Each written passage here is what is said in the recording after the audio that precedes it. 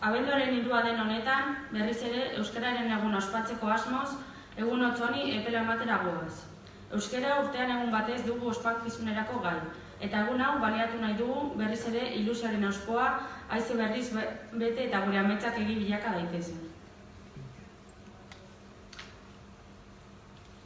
Urterolez, manifestu bat irakurriko dugu euskararekiko dugun aitzikimendua adierazteko. Honako honetan, manifestulez, Vitoriano Gandiaga, poeta handiaren olerki bat irakurriko dugu.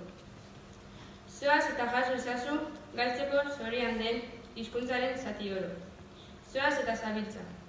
Jaso ezazu hitz eta ezaera, ipuin eta kantu, ohitura eta gauzen izen. Zaltzeko zorian den, herrikondasun oro, behar duzu jaso, behar duzu bildu.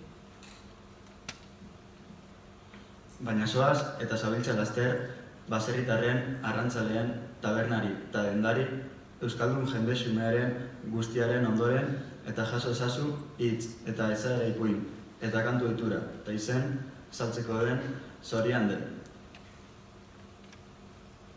Herrikondasun oro, behar duzu jaso, behar duzu bildu. Erlikia zaindu. Herrikondasun asko gal zorian baitago.